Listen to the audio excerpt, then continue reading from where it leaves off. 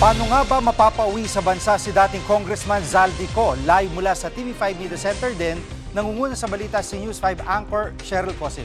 Cheryl, may nakausap kang international law expert kanina sa One Balita Pilipinas, sa 1PH. Anong tingin niya sa usaping ito? Jiggy, nakausap natin kanina sa One Balita Pilipinas ang international law expert na si Attorney Ralph Sarmiento. Una sa lahat, binigyan din niya na kailangang linawin muna kung ano talaga yung dahilan ng pagkakakustodiya ni dating Congressman Zaldico sa Czech Republic. Kasi sa ngayon, Jiggy, kapansin-pansin na kulang pa sa detalye ang mga impormasyon mula sa pamahalaan at wala ring nailalabas na visual proof na talagang nakadetain siya. Ayon kay Attorney Sarmiento, kung ito ay isang border o immigration issue, nasa saklaw ito ng mga otoridad ng Czech Republic. Ibig sabihin, pwede ma-deport siya pero hindi ito automatic o garantiyado. At mahalaga, hindi rin siya basta-basta maipapauwi sa pamamagitan ng extradition. Kasi wala tayong extradition treaty sa Czech Republic. Pakinggan natin si Attorney Sarmiento. So hindi tayo pwede mag-request ng extradition. Or kung magre-request naman tayo ng extradition, it will be denied, but prerogative din ng Czech Republic na mag-deport ng tao. So it can be subject to a diplomatic negotiation between the two states. At Cheryl, kung hindi siguradong may papadeport si Zaldico at hindi rin siya pwedeng extradite, ay anong nakikita ni Attorney Sarmiento na paraan para siya ay mapauwi? Jiggy, ang pinakamalinaw na punto ni Attorney Sarmiento, ang pinakamabilis at pinaka-epektibong paraan ay diplomatic channels. Ibig sabihin, makikipag-usap ang Pilipinas sa Czech Republic government. Ipaliliwanag na may kaso si Zaldico sa Pilipinas, isa na siyang fugitive at kansilado na yung kanyang pasaporte. At mula rito, maaaring hilingin ng Pilipinas na i-hold muna siya at huwag paalisin habang inaayos ang kanyang pagbabalik sa bansa. Pakinggan natin si Attorney Sarmiento. At this point, I think yung diplomatic negotiation lang talaga, yung pinaka-fastest and most effective na route or remedy na pwedeng i-take ng Philippine government. At yung red notice, Interpol red notice laban kay Zaldico ay inaantay, malaki bang may tutulong nito para mapauwi si Ko? Tama ka, Jiggy. Hanggang ngayon, wala pa rin na ilalabas na Interpol Red Notice laban kay Zaldico. At kapag, alam nyo, kapag sinuri natin yung website ng Interpol, may search engine kasi doon para may makita kung may Red Notice. Pero kapag hinanap yung pangalan ni Zaldico, wala pa rin resulta. Ibig sabihin, wala pa talagang Red Notice na ini-issue sa ngayon.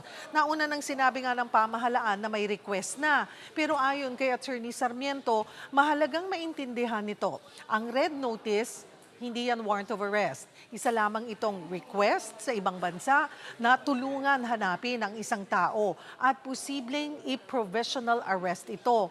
At mahalagang punto pa, may silbi pa rin ito. Pero sa puntong ito, hindi na ito ang pinaka-critical dahil nga ang layunin ng red notice, mahanap ang isang tao at ngayon, alam na kung nasaan si Zaldico at nasa kustodiya na siya. Kaya kahit may red notice o wala, kailangan pa rin ng kooperasyon ng Czech Republic para maibalik siya dito sa Pilipinas. Jiggy. At yun nga, no, kahit mahuli siya ng Interpol, paano siya mapapauwi gayong wala namang extradition treaty ang Pilipinas sa Czech Republic, Cheryl? Jiggy, may isa pang legal na basihan na binanggit si Attorney Sarmiento, ang United Nations Convention Against Corruption o UNCAC.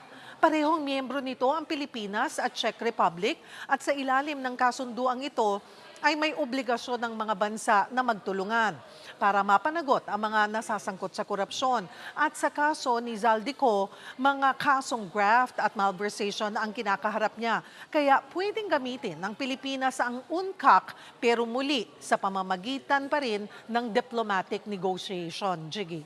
At yun nga, no, yung pinost ni Attorney Roque, sinasabi niya, siya nagsasabi na may window para mag-apply ng asylum itong si Zaldico sa Czech Republic. Ano yung paliwanag dito ni Attorney Sarmiento, Cheryl? Oo, Jiggy, posible siyang mag-apply talaga ng asylum. Pero may malaking hamon dito. Kailangan niyang patunayan na biktima siya ng political persecution.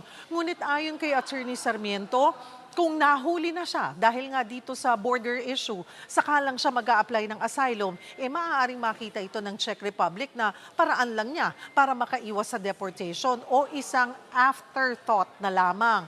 At kung magpapatuloy ang asylum application, mas lalo pang tatagal at komplikado yung proseso. Pakinggan natin muli si Attorney Sarmiento. Kung mag-file sa ng asylum, yun, it will again further complicate the matter. Pero kung makakauna yung diplomatic negotiation and then fruitful yung diplomatic negotiation na hindi pa naka-move forward if ever na magplano siya ng application for asylum. Sa kabuuan, Jiggy, ang susi sa kasong ito ay nasa diplomasya, hindi sa red notice o extradition. At habang hindi pa nga ganap na malinaw ang lahat ng detalye, ang pinakamahalaga ang maayos at mabilis na koordinasyon ng pamahalaan para maibalik si Zaldico sa Pilipinas alinsunod sa batas. Yan muna ang latest. Balik sa iyo, Jiggy. Yan pong ulat ni Cheryl Cosim live mula sa TV5 Media Center. Mga kapatid, Jiggy Manikad po, pagdating sa mahalagang balita sa loob at labas ng bansa, dapat una sa lahat, mag-follow at mag-subscribe na sa social media pages ng News 5.